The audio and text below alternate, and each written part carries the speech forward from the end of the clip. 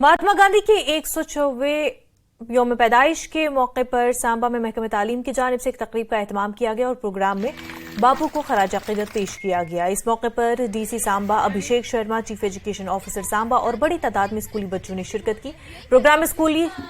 बच्चों ने महात्मा गांधी की जिंदगी पर बात की और मुल्क के तई उनकी खिदमत को याद किया गया। और इस मौके पर स्कूल के बच्चों ने रंगारंग सकाफती प्रोग्राम और खाके पेश किए और मुल्क को साफ सुथरा रखने का पैगाम दिया।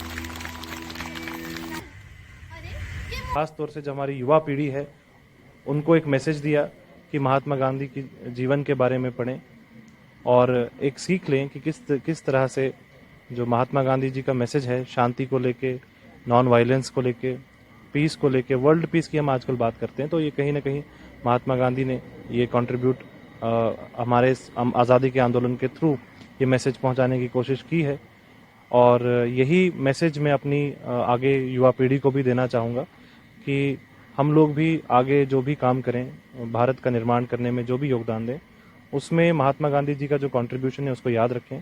और उनकी लाइफ से प्रेरणा लेके हम भी कुछ न कुछ काम करके अपने देश को आगे लेके जाएं और एक अच्छे भारत का निर्माण करें।